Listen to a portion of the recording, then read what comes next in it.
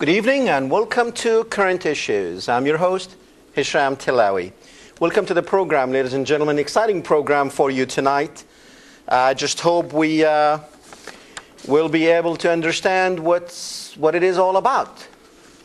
Before we go to our program, what's scheduled in the first hour, we have Steve Lynch, who wrote the book, Remote Control, how they control someone's mind.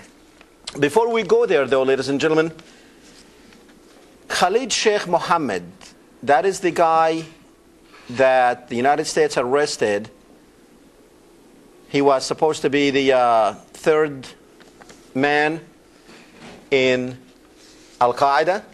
He's supposed to be the one who masterminded the attack on the Twin Tower. We've been having him for 3 years, and recently the CIA turned him over to the military, and the military sent him to Guantanamo Bay. There's an article that was written about this. It's interesting. Khalid Sheikh Mohammed, accused of masterminding the September 11th attacks and other alleged terrorist links to major attacks against the United States, are expected to face hearings at the Guantanamo prison camp within 3 months, a military official said. 14 high-value detainees, whatever that means, including the alleged plotter of the USS Cole bombing and the alleged coordinator of the 1998 and 98 bombings of the United States embassies in Kenya and Tanzania, will be invited to appear at a hearing. Invited to appear at a hearing. Okay, what they're going to do is send them an invitation card to appear at the hearing.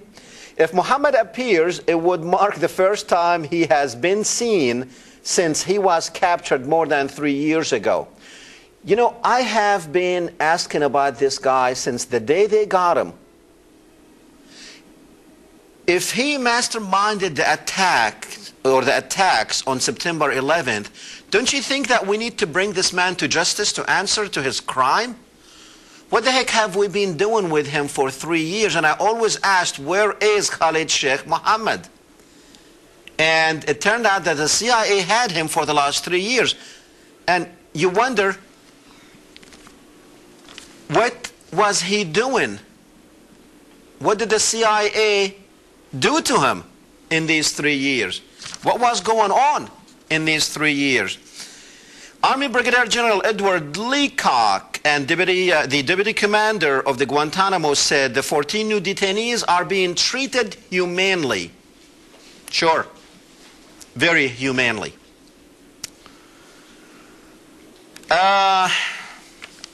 Let's see, I lost my space here. Authorities have said they are being held in a maximum security area, but Leacock refused to say where. Army Brigadier, they are adapting well to their environment. Adapting well to their environment.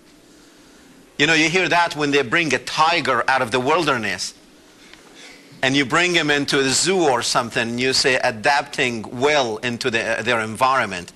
So these people that we've been having for 3 years, they supposedly planned and executed and financed the attack on the World Trade Center, and now we are going to bring them by invitation, if they want to a hearing. Why aren't we bringing these people to a court of law where everyone can see these people and can hear from them? You know, Musawi, the guy that we had charged and convicted, he was supposed to be the 20th hijacker. It was a public hearing. So the guy who masterminded the whole thing, we're not giving him a public hearing. I think each one of you should be calling your congressman and senator right now and saying, we want Khalid Sheikh Mohammed to be in court to answer to the charges against him. And I bet you will have a lot of the truth of 9/11, of what everyone is after, if we have a public hearing for this guy. The CIA had him for 3 years, and they're just now turning him over to the military. And the military is going to invite him. Now, of course, they're taking him to Gitmo, but they're going to invite him to come on. I wonder what they did with him in these last 3 years. You know, Moussaoui, when they first captured or arrested Moussaoui, they said that he belonged to a totally different group who was planning to do terrorist attacks in the United States, that he had nothing to do with the 19 hijackers that were supposedly committed the atrocity on 9/11/2001. And then all of a sudden, just this year, we have Moussaoui saying that he was the 20th hijacker. And by the way, there was some news about Moussaoui that I bet you did not hear about it. He is saying whatever he said in court when they charged him and convicted him, he is taking all that back because he has no clue. He does not even believe the statements that he made in court. What does that tell you, ladies and gentlemen? What does that tell you? If the prisoner is saying, this is me talking, but I have no idea what the heck I was saying, and I don't believe anything of what I'm saying. So how was he saying it? Well, to answer some of these questions, my next guest, Steve Lynch, he was in that predicament before. He was in prison, and he thinks that somebody had played in his mind. But before I introduce Steve, I would like to read an article that was written by Judy Wall. She is the editor and publisher of Resonance. It's a newsletter of the Mensa Bioelectrical Magnetic Special Interest Group, Nexus magazine, October and November of 1999. She wrote this. United States Air Force Commando Solo Aerial Mind Control Broadcast. Listen to me. What we are about to venture into is something that you and I probably have not heard before. And Steve is going to enlighten us on this subject, on the subject of mind control, remote mind control. Let me tell you, I don't believe in anything until I see facts and evidence. And all I'm asking you is to listen to what we are about to tell you with an open mind, and go check it out, go do your own research on it, and see if what we are saying has any truth to it or not.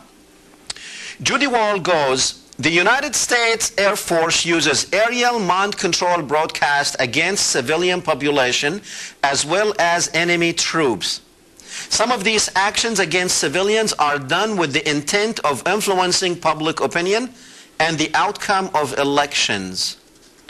In previous article, we examined mind control technology, especially that utilizing silent sound, in which radio frequency broadcasts carry subliminal patterns that in turn entrain the listener's brainwaves into a pre-selected emotional state. According to ITV Wire Service report, this technology was used during Operation Desert Storm in 1991 as part of the United States Psychological Operations, PSYOPs, directed against Iraqi troops. To the Desert Storm offensive, we can now add several other incidents. Alex Horvath, editor of The Probe, calls to our attention the 1998 video Exotic Weapons of Mass Control produced by Bob Fletcher.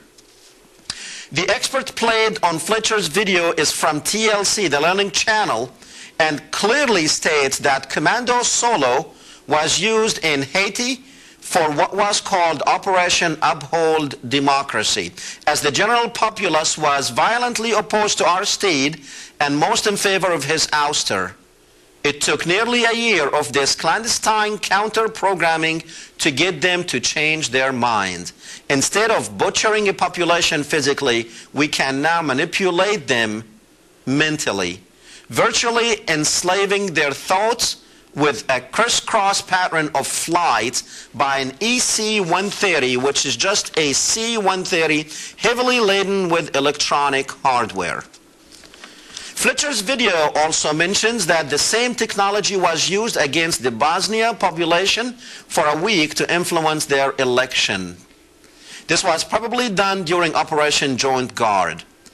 The questions arise: if they have used mind control broadcast against foreign civilian populations to influence elections, will they use them against American citizens?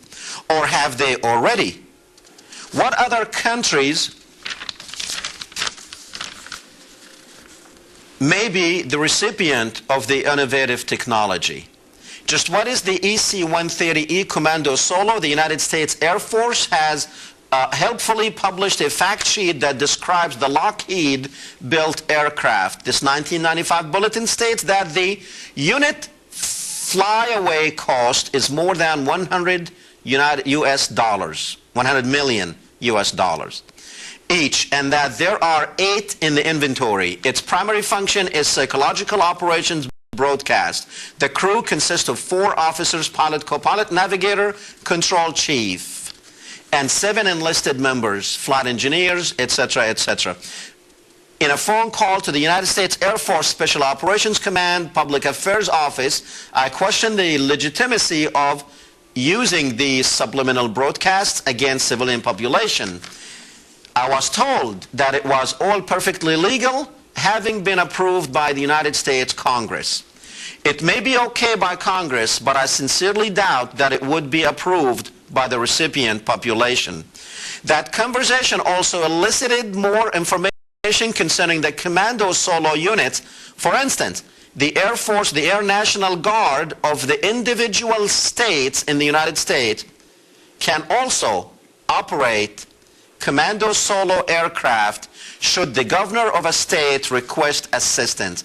That means the PSYOPs control, mind control technology can be directed against United States citizens. In remote control, Steve Lynch wrote, it's more of a document of what had happened to him. He knows a lot about the subject of mind control. Welcome to the program, Steve. Hello, how are you? I'm fine, thank you. Steve, you wrote a book, and the name of your book is Remote Control. Tell me about how did you get involved in writing a book that talks about government mind control? Okay, actually, I found out about this type of stuff the hard way. Years ago, I became the target of an aggressive, covert governmental mind control operation. It was an operation that lasted for years. I was imprisoned in an almost completely controlled environment and subjected to almost everything that they could throw at me. Remote Control is a book about this aggressive, high-tech governmental mind control operation, which took place in the state of Illinois during the 1990s. It was actually a bid to create a real-life, high-tech, remote-controlled Manchurian candidate. This is what this was all about. I don't really like to use the term mind control myself because there's a lot of stigma attached to this, but sometimes I have no choice. Actually, there's a term that I prefer to use because it doesn't evoke negative reactions, and the term is psychotronics. A lot of people haven't heard that word before, and don't feel bad because you've got plenty of company. Actually, psychotronics is the Russian name for electromagnetic mind control weapons. Now, Russians speak openly about a psychotronic device, and in 2001, the State Duma passed legislation against their use, and it was signed into law by President Vladimir Putin. But in the U.S., the government either says that it's classified information or that it doesn't exist at all. Now, those who consider psychotronic weapons more awful than the atomic bomb are not exaggerating, because the Zionists have these powerful devices and they use them with devastating effects. So there's no getting around it. This is a very disturbing issue. Unfortunately, this is an issue that can't be covered with a few short sound bites or even in an hour talk. It actually takes a whole book to explain this stuff. So several years ago, I began work on this book. Okay, I think the biggest question of all is, well, how can it be proven that this high-tech Manchurian candidate operation actually took place? And the answer is, of course, because Almighty Providence stepped in and some of their important documents came up missing, and they fell into my hands. This is while I was in prison, okay? Let's see. Perhaps you would have a question, or I can just... Well, I wanted you to kind of elaborate on how it works. How does it work?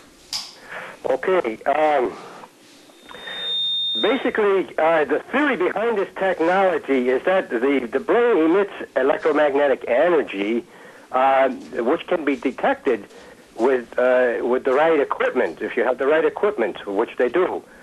And they can correlate the behavior and speech to brainwave signals, which actually permits the thoughts to be remotely deciphered. And this theory also works in reverse. They have the equipment to stimulate and control behavior using electromagnetic signals. And the brain cannot distinguish between foreign signals and its own. An example would be, when we think, we all have our own inner voice. And you don't hear, it's when you think, you think in words. And they have the capability to actually mimic this inner voice. And the brain cannot distinguish between the foreign signal and its own signal. So this becomes a very dangerous thing. Okay? The reason I wrote this book was to provide awareness to people, because most people have no idea that this type of technology exists. Now, this is not a new technology, right? This has been going on for quite some time. This particular operation that I was a target of, it took place in the 1990s. Okay, so we're already in the new millennium, so it's been going on for quite a while. Now, Steve, tell me, why did they target you, and what did they want you to do exactly? Okay, that's a good question. I believe the reason that they targeted me was because I was an anti-Zionist political activist in the Chicago area back in the late 1970s, and I was a street organizer. And as a result of my activity, I got to know a lot of other activists, and I met a lot of other activists, and I became aware of other people. So I believe that this is the reason that I was targeted, because I knew the score about Zionism, and I had connections with other patriots and activists who were opposed to Zionism and the New World Order. So I believe that this is the reason why I was targeted to begin with. So what did they do to you? Okay, actually, I was sent to prison. Okay, it was actually a self-defense case, but I got railroaded and I was sent to prison with a long sentence. Okay, this is how I wound up in prison. And I was there for for about 20 years, so I was there for a long time. So how did you figure out that somebody's playing in your head? Okay, well, this is what I explained in the book. It's kind of hard to talk about this stuff. It's much easier, I found it much easier to write about this than to actually talk about it.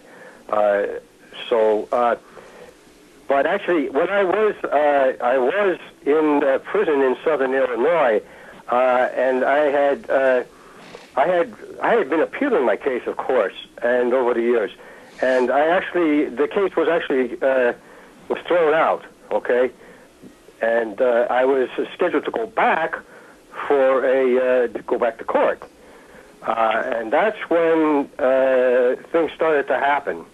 Okay. And it's actually a long, involved story. But to try and make it short, I began to realize that, things were... I was down in a Shawnee Correctional Center that's down in the southern part of Illinois. And I began to notice that whenever I would leave the cell, it was a one-man cell, that very often people were going in the cell and searching. Now, it couldn't have been other inmates because in that it was a medium security joint, and each inmate has their own key. So it had to be a guard doing it. But they were not leaving the required paperwork when a cell is searched. So something was wrong, and I didn't know what it was that they were looking for. Then a number of other things started happening, and eventually, it became apparent to me that something was drastically wrong. So what I did eventually is I actually torpedoed my appeals so that I would not go back to court, and this is not something that they expected. So they had to rework their plans. That's when some very, very unusual stuff began happening. And in this book, Remote Control, I explain this in detail. My presentation now is a little bit choppy. Anyways, what happened was I decided that I had to get out of the place I was in because of the strange things that were happening. So I could not put in for a transfer because I felt I needed to get out of there right away. So the way you transfer something like that real quickly is you just refuse to lock up, and they take you to SEG, and then you stay in SEG for a couple of weeks or so, and then they transfer you. That's the quick way to get from one prison to another in Illinois. Okay. So how did you prove that they were doing that, though? I mean, did you do your own research? Did you catch them doing it? Okay. Well, what happened was once I got to SEG, that's when the transmission started. Okay. And again, it's a long story, but I was sent to a number of different places. I was moved around the state, and the transmissions got really ugly. I'm talking about electromagnetic radiation weapons, the directed energy weapons. And again, this went on for quite some time. And but they tried to get me to switch sides. They tried to get me to. They made it very clear to me that they wanted me to go to court to testify against people who were completely innocent. They started transmitting about all different kinds of very serious charges, and they were pulling names out of my memory, and these were the people that they indicated they were going to charge with these very serious crimes, and these people had not committed these crimes. Okay, so what they were going to do is they were actually going to use me as a conduit to get these people committed, convicted rather.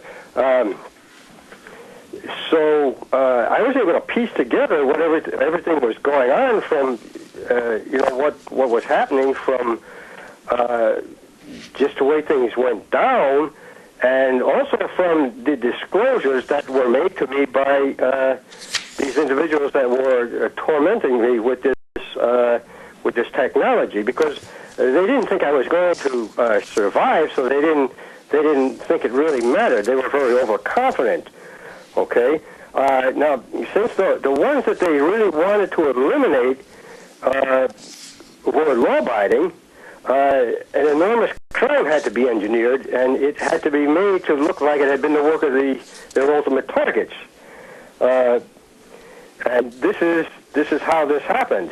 Okay. Steve, now, you did try, because I'm looking in your book, and there's a bunch of newspapers articles that you apparently tried to go to the media. How receptive was the media to the government brainwashing? Actually, I didn't go to the media, but actually later on, while this was going on, actually the media actually came to me. It wasn't the regular news media. I had a subscription to a very fine anti-Zionist newspaper. It's now defunct. It's called the Spotlight, and they actually they printed, at the time I was under the gun, when things were really tense, they printed a very important article on mind control, and it was written by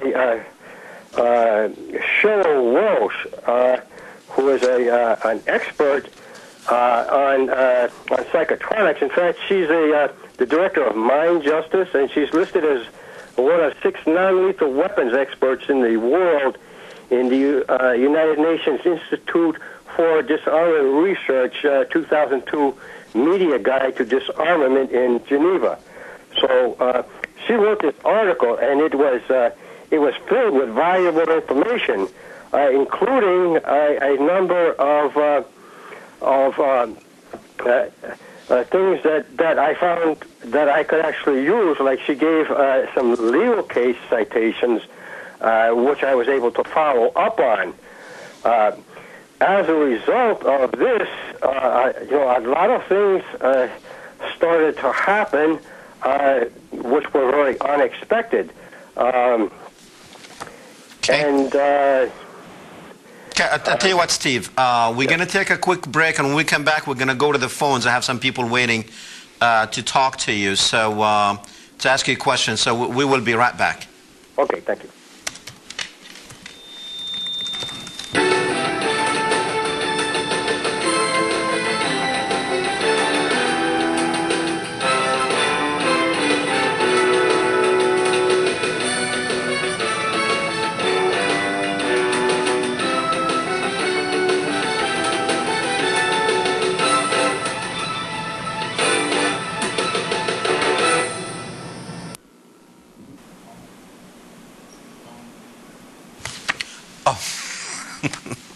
All right, welcome back, ladies and gentlemen. We are speaking with Steve Lynch. Let's go to the phones and with Larry. Go ahead, Larry. Oh, Dr. Tillawi, it's been a while since I watched your show. Well, where you been? Oh, I've been around, but listening to your guest tonight, I can see why I haven't been watching your show. You need to give that man his medication, and you keep putting these crazy people on like that. Maybe you need to see his doctor too. Okay. Okay? I mean, come on, doctor. Hey, listen. Now, you said your piece, right? Yeah. You laughed. Now, Hey, what? hold on a second. Now, you see, before you laugh, because we're going to have the last laugh, okay? Because you really need, before you think this is way out there, go do your research. You know, they can implant, and we have pictures of these little chips in your mind, in your brains, and they can control you. If you don't know that this could happen, you need to go and do your research. But in the meantime, make sure you take your your own medication. Are you watching the picture that we have on the screen now, Larry? You think it's aliens or is the government? Okay. Who? The aliens or maybe the government? I don't know. Maybe the aliens, you know? Or is it the Zeppelins or could it be? Maybe the Martians, Larry. But they have the fallen angels. I know them. You know, Yeah. I know about the fallen angels. Yeah, so, you know what? Steve, Medication, hold on, Larry, get hold some on. medication. Y'all gonna be all right. Things gonna work out. God got everything in the...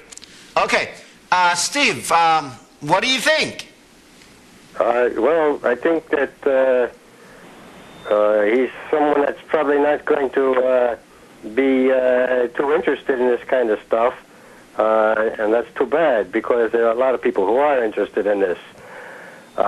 Because the Zionists now have the technological capability to remotely invade the human mind, unannounced and uninvited. They now have the technology to manipulate a person's thoughts and manipulate a person's emotions without that person even realizing it. And that's not even the half of it. George Orwell, in his book 1984, wrote, "The thing for you to realize is that power is power over human beings, over the body, but above all, over the mind." Yep, actually, I was gonna, before you said that, that's on page 226, I had it open to it, and I was going to say exactly what you just said. Oh, cool. You know, I know people are not going to, you know, right away believe what happened because people are still believing that 19 Arabs, you know, hit the World Trade Center and destroyed all this stuff, and all these 19 Arabs were able to evaporate planes in the Pentagon and evaporate planes in Pennsylvania, and also have a sophisticated operation to make billions of dollars on stocks and shares, or hundreds of millions or whatever. And, you know, sometimes, is it that human beings don't have the intelligence to actually think about stuff like this Larry who just called in laughing? I mean, does he still live in the 1920s or the 1820s that he thinks this particular technology does not exist? This technology exists since 1952. I have done the research on it. Now, how widely used it is, I don't know. I mean, I don't know, but you know what? I can tell you, from the way we think about what's going on in the world, from the way, you know, maybe it's not that they have shot some chips into our minds or electromagnetized us. Even the TV is programming us. So with that one, that mental programming is enough for me to believe that the government or somebody, we are on somebody's agenda to be programmed. Go ahead, Steve. Okay, you know, just to elaborate on what you said, you know, a lot of people get their television programming from satellite. They have satellite TV. Now, if 15 years ago you told someone that you were getting your television programming from outer space via satellite, you know, people would look at you real funny and you wouldn't have too many friends. But if you say the same thing today, they say, like, yeah, so what? We all have that. It's like yesterday's news. That just shows you this technology. At first, you know, you laugh at it, but this is a very serious matter. And it's nothing, it's like laugh now, pay later. It's something that people need to find out about. And there's not a whole lot of information out there that is for the average person. On the internet, you can find a lot of technological stuff on this, but it's written in a way that is very hard for the average person to understand. Now, Steve, let me ask you a question very quick. Did the government sue you for misinformation and scaring the people or anything? I mean, did they come after you for writing the book? Not yet. I just actually released the book, so it's just I just released the book through the pages of American Free Press in the month of June through an advertisement there, and I was invited by the American Free Press to speak at a conference in Washington D.C. over the Labor Day weekend, which I did, and and my speech was very well received, in fact. So as far as are they going to come after me, that remains to be seen. But I haven't broken any laws. This is one look at this book, and people are going to see that this is a very serious problem. Okay. And it's a lot of people who I've doing research. I've come in contact with people who in fact have also been targeted like this, and they're not politically active people. They're just average, everyday citizens who were targeted, and they describe the technology the same way. So this is not just for political activists. Okay. They targeted other people too. Okay. Steve, stay with me. We're going back to the phones with Dion on line 1. Go ahead, Dion. Hi. I'd like to ask Steve, how can we prevent ourselves from being victims of mind control? Well, that's a very good question.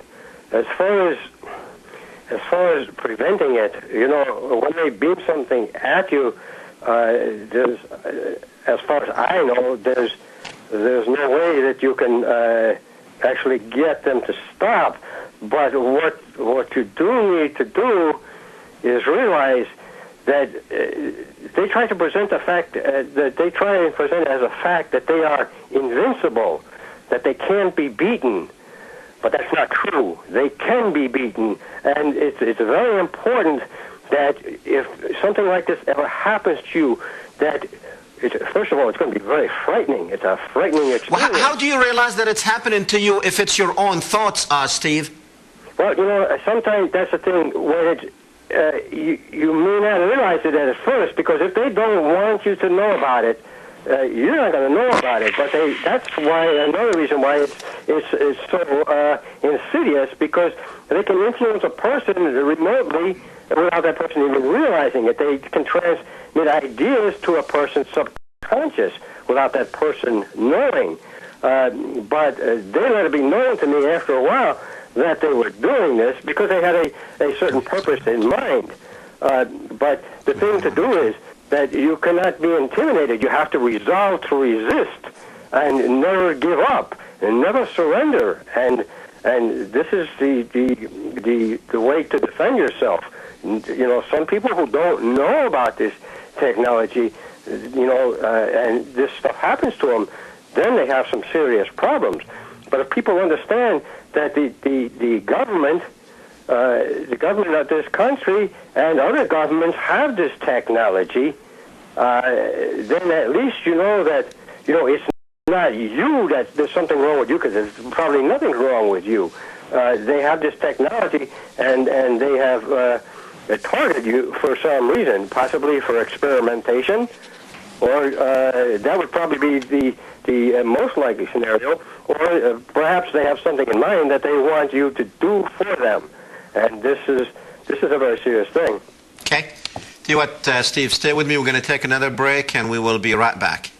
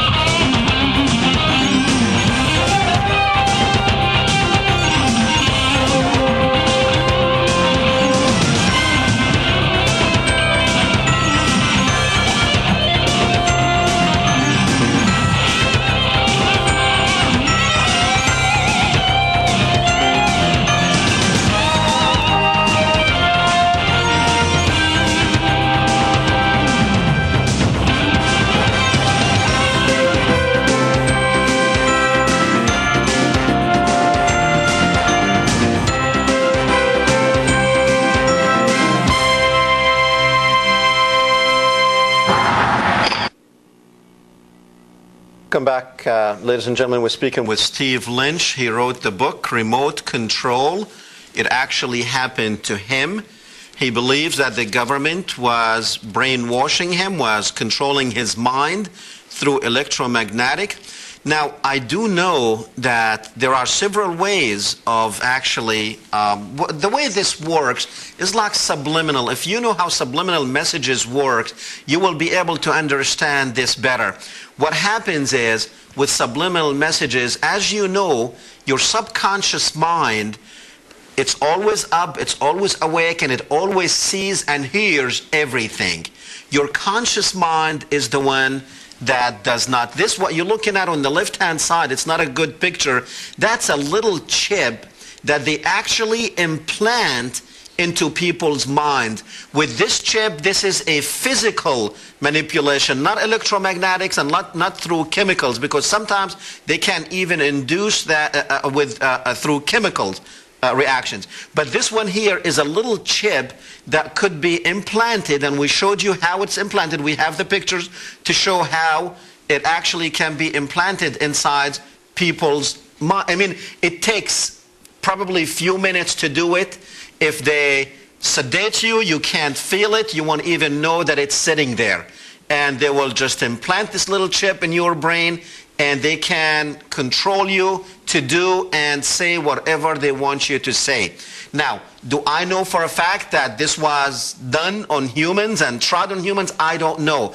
But Steve says that through, now, did they plant something in his brain? I don't think he thinks that. He thinks that they had controlled his mind through electromagnetic.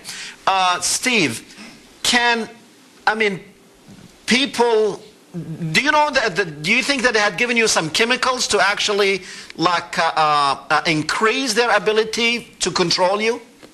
Well, what they actually did was they actually put me on what's called neuroleptic drugs. This is the same type of drugs that they used in the former Soviet Union for political dissidents. They sent them to a place called Serbsky Institute, and they diagnosed them with diseases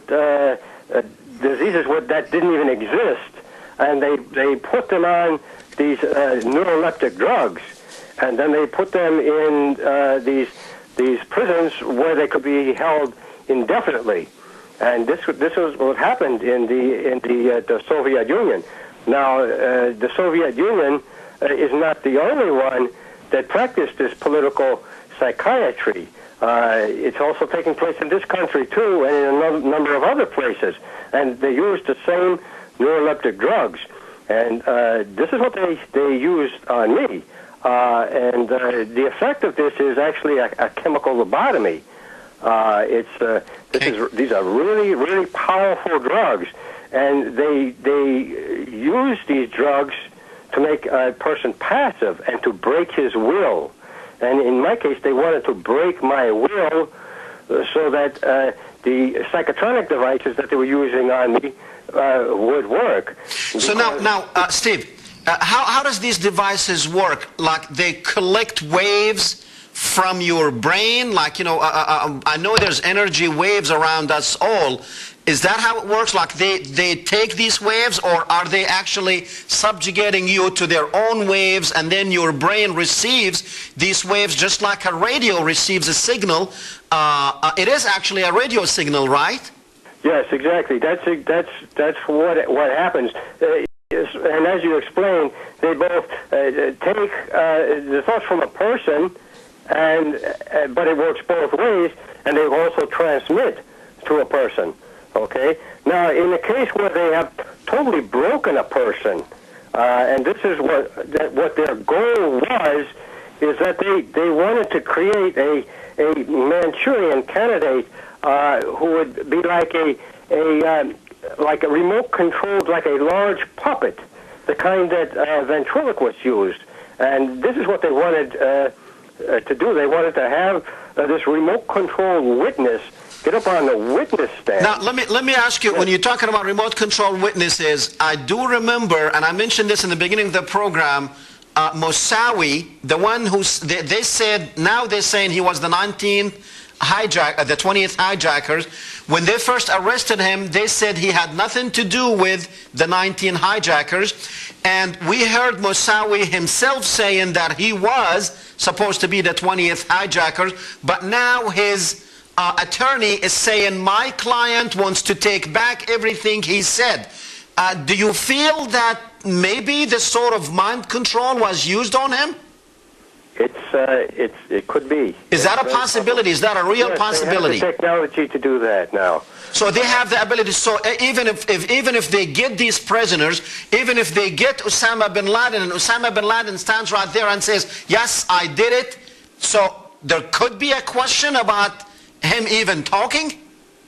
It would depend on the circumstances. They would have to really do some ugly stuff to him, but they do ugly stuff too. I mean, I'm sure they would have to program him to say exactly what they want him to do to fulfill their agenda. I'll tell you what, let's go back to the phones with James. What, James? What, James? James, you're on. Turn down your TV. James, are you on? No, yes, Dr. Tillawi, you've been in this country 25 years. Listen, why hasn't the media controlled your mind yet? Do what? Why hasn't the media controlled Dr. Tillawi's mind yet? How do you know? Maybe they have. Maybe I am just a controlled robot. How do you know I'm not? Maybe there's a little chip implanted in my head. Mr. Tillawi, Tillawi, that's what you're insinuating the rest of us are as robots. I can't hear you. That paranoid schizophrenic you got on there, I mean, you know, it could have been the people from Mars. Probably was, you know, I mean, they're out to get him. You know, they've been out for years. They've been trying to get him. Okay. But why is he so important? Do you have a question, an intelligent question, or did they take all the brain cells out of your head, Eugene? Okay, all right, I will. All right, I did. Go ahead. All right. The intelligent question is, you're saying that this mind control is now the media producing and causing everybody in America to be brainwashed. That kind of mind control, it happens. Why am I not? Because I'm immune to that. Because I don't watch TV like you do. I go out there and I get other resources. I watch other news. You know, the American news and the American satellites and this, it is not the only thing in the world. There is another story out there. We are the ones that we are allowing the media to build this iron curtain around us. The iron curtain that was around the Soviet Union during the communists. Now they moved it to our shores and we can't see outside of our doors because we are listening to CNN and Fox. That is the kind of mental control that they are controlling us. Get it in your head. If you need to be intelligent, go on the internet and find what the other people saying about us. You hate this country so much and what it stands for. Of the whole world. Heck, are you even here? Look, when I'm talking, I'm just going to use this button and get you off. When I'm talking, you be quiet. Okay? Now, we have got this media programming us. What Steve is talking about is completely different. Steve is talking about actually going in his, I like this picture, go in the other camera. What Steve has done, wrote a book that he can prove that they actually controlled his mind and only his mind to do whatever they wanted him to do. The media controlling your minds that I'm talking about and what Eugene had just brought up is the media is controlling your mind to believe in one way and one way only. And that's why you still believe that we went there to kill the terrorist. What terrorist? If we have been fighting there for 5 years, for 3 years in Iraq, and we don't even have any of these Al-Qaeda people to show. Where are Al-Qaeda prisoners? Can you show me one prisoner? Yeah, there is Khalid Sheikh Mohammed. They're going to invite him to come to a trial. Not even a trial, a tribunal. Okay? After 3 years sitting with the CIA, now they're going to bring him to a tribunal. A guy that supposedly killed 3,000? Because the media is not saying anything about it. The media is not programming you to get off your butts and say, where is Khalid Sheikh Mohammed? We want to hear from him. We want to know why he killed 3,000 people. And even with 3,000 people, we can't get him to go to court. We can't bring him to justice. This is silly. Any comments, Steve? Yes. I would just like to say a little bit about the book to explain to the other listeners who might be more receptive to what we're talking about here. The first part, because this is such it's hard for people to accept this type of that this type of thing can exist. You know, this can be a reaction that a lot of people have. You know, people just naturally feel that what goes on inside our heads, you know, the things that we think about and the way we feel about things and react to things, people just feel that this should be private. And for Big Brother to have the capability to invade this private space would be the ultimate violation.